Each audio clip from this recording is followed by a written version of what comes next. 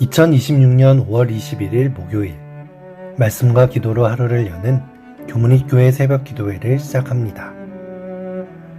함께 기도하겠습니다. 하늘에 계신 아버지 하나님, 저희들을 눈동자와 같이 돌보아 주시며 주무시지도 졸지도 않으시고 우리의 삶을 보호하시는 은혜에 감사드립니다. 그리고 저희들의 기도를 늘 들어주시고 응답해 주시는 은혜에 감사드립니다. 하지만 주님, 저희들 하나님 앞에 기도하고 나서도 주님의 때를 기다리지 못하고 내 마음대로 선택해 나가며 주님의 방법보다는 세상의 방법을 성급하게 선택할 때가 얼마나 많습니까? 저희들 마음속에 믿음을 더하여 주셔서 오직 하나님의 일하심을 바라보고 주님의 타이밍을 기다리며 주님의 역사를 주목할 수 있는 참된 주의 성도들 될 수 있도록 도와주시옵소서. 저희들을 가장 선한 길로 인도하시는 예수 그리스도의 이름으로 간절히 기도드리옵나이다. 아멘. 성도 여러분 안녕하십니까? 오늘 우리는 선지자와 왕 제49장 왕후 에스더의 시대의 네 번째 시간으로 역전시키시는 하나님이라는 주제를 가지고 말씀의 은혜를 나누겠습니다. 먼저 오늘의 본문인 에스더 5장 1절로 2절의 말씀을 보시겠습니다. 제3일에 에스더가 왕후의 예복을 입고 왕궁 안뜰 곧 어전 맞은편에 서니 왕이 어전에서 전문을 대하여 왕좌에 앉았다가 왕후 에스더가 뜰에 선 것을 본즉 매우 사랑스러움으로 손에 잡았던 금규를 그에게 내미니 에스더가 가까이 가서 금규 끝을 만진지라. 우리는 어제 에스더가 온 유다인과 모르드게 그리고 자신의 시녀와 자신까지도 3일을 철저한 금식을 한 뒤에 죽으면 죽으리이다 라고 말하면서 민족의 구원을 위하여 목숨을 내놓고 왕 앞에 나가기로 선언하는 모습을 살펴보았습니다. 에스더는 드디어 왕후의 예복을 차려입고 왕의 앞으로 나아갑니다. 어전에 허락 없이 들어가면 사형에 처해지는 두려운 자리였지만 하나님의 보호하심을 믿으며 사명의 발걸음을 한 걸음 한 걸음씩 옮기는 것입니다. 왕 앞에 들어가는 그 문 앞에서 얼마나 심장이 세게 뛰었겠습니까? 당시 페르시아의 법은 아주 무자비했기 때문에 에스더가 나아갔을 때 왕이 손에 쥐고 있는 금규를 내밀어 주지 않으면 그 자리에서 호위병들의 칼날에 목이 달아나는 것이 현실이었습니다. 그러나 에스더가 왕 앞에 선 순간 기적의 역사가 일어났습니다.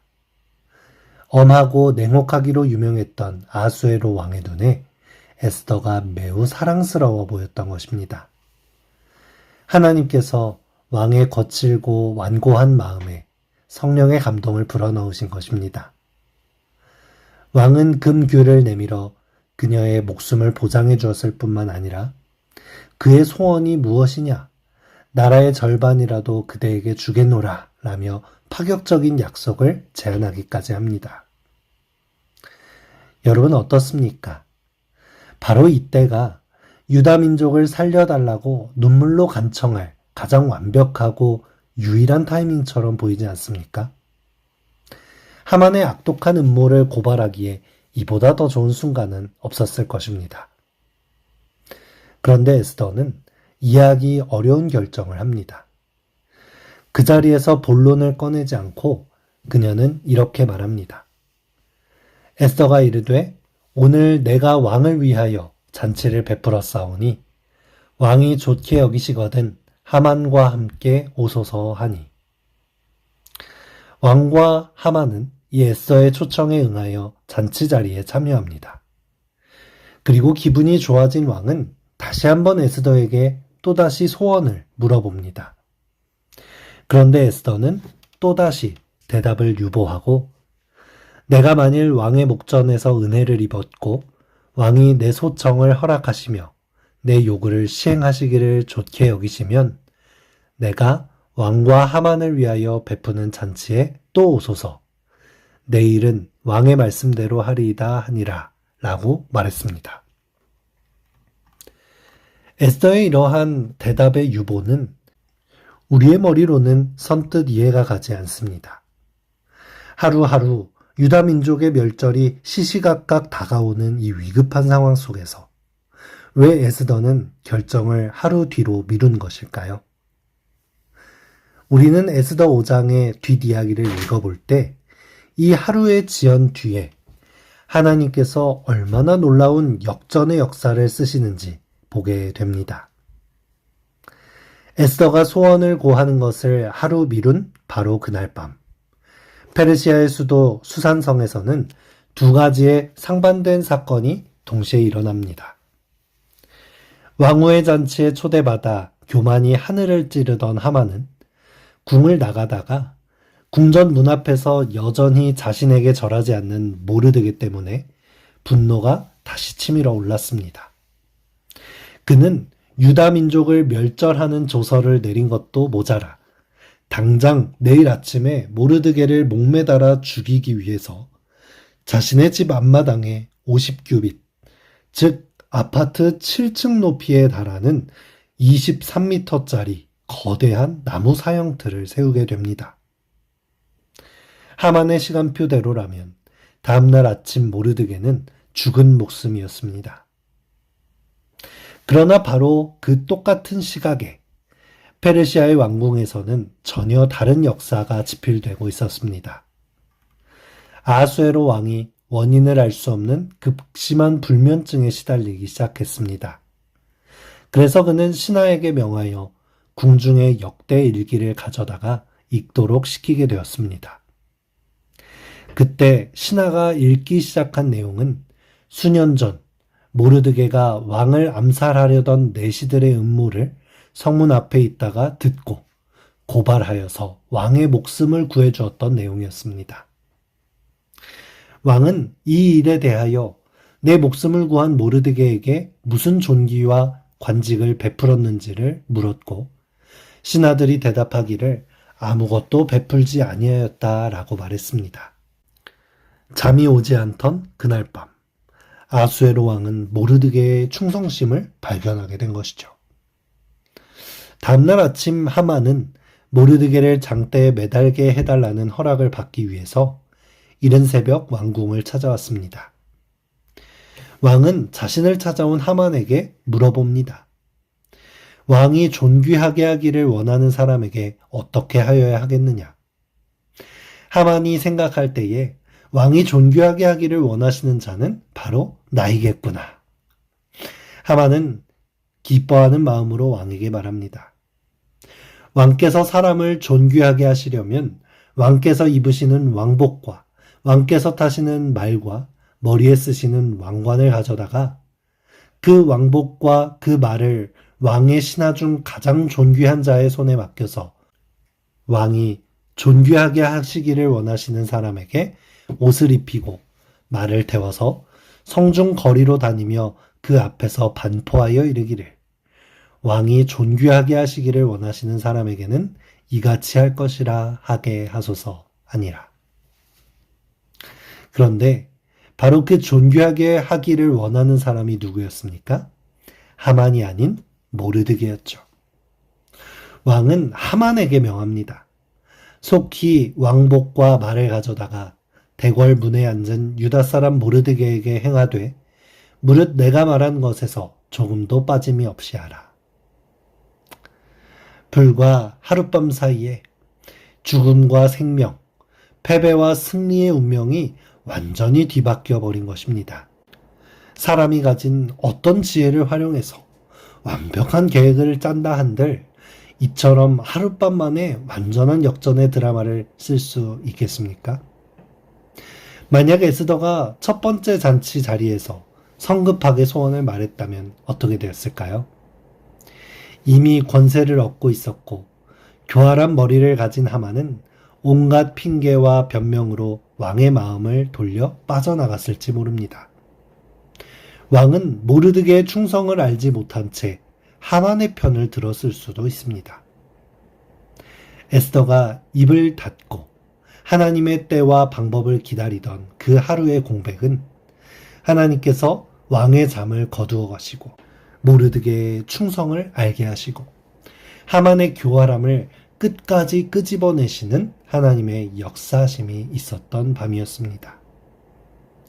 결국 두 번째 잔치 자리에서 에스더는 자신의 민족을 모두 멸하려고 하는 사람이 있다는 것을 왕에게 고하였고 하만의 교활함은 모두 드러나게 되었습니다. 그리고 모르드게를 죽이려고 만들었던 장대에 매달려서 하만은 최후를 맞이하게 됩니다. 선지자와 왕 602페이지입니다. 신속히 연달아 일어난 사건들, 왕 앞에 나타난 에스더, 그가 받은 현저한 은총, 단 한 사람의 빈객인 하만과 왕과 왕후의 잔치, 잠이 오지 않는 왕, 대중 앞에서 명예롭게 된 모르드게, 악한 음모가 발견되었을 때의 하만의 굴욕과 죽음. 이 모든 사건은 익히 아는 이야기이다. 하나님께서는 회개한 당신의 백성을 위하여 기이하게 일하셨으므로 저희 생명을 보존하라는 조서는 왕의 명이 심히 급함으로 인하여 군마를 탄 역졸들에 의해 나라 각 지방으로 속히 전달되었다. 여러분, 하나님의 섭리와 하나님의 완벽한 타이밍과 역전하시는 능력을 믿으십니까? 이 에스더의 사건은 단순히 우연히 일어난 일이 아닙니다. 에스더가 포로의 신분으로 왕후가 된 것도, 모르드게가 문지기로 앉아 있다가 왕의 암살 음모를 듣게 된 것도, 왕이 하필 이날 밤 잠을 이루지 못해 역대일기를 읽게 된 것도, 모두 인간의 지혜나 계획 그 위에 군림하신 당신의 백성을 돌보시는 하나님의 철저한 계산과 섭리였던 것입니다. 사랑하는 교문익교회 성도 여러분, 우리의 생애 가운데 가장 견디기 힘들고 외로운 순간들, 태산 같은 문제가 닥쳐오고 원수들이 나를 비난하는 순간들, 하나님께 모두 맡기시기를 바랍니다.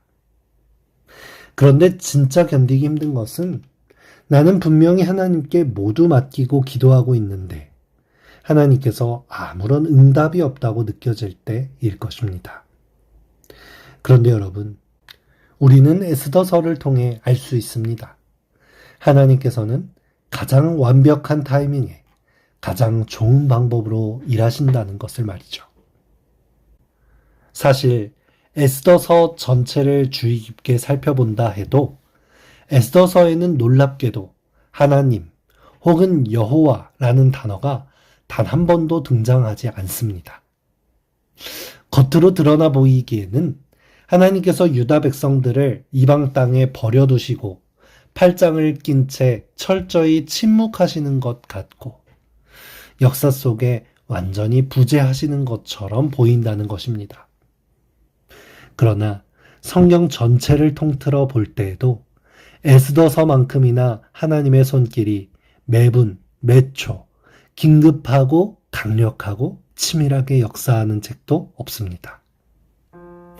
하나님은 이름 없이 빛도 없이 그러나 가장 완벽하게 역사의 무대 뒤에서 일하시고 계시는 모습을 발견할 수 있는 것입니다.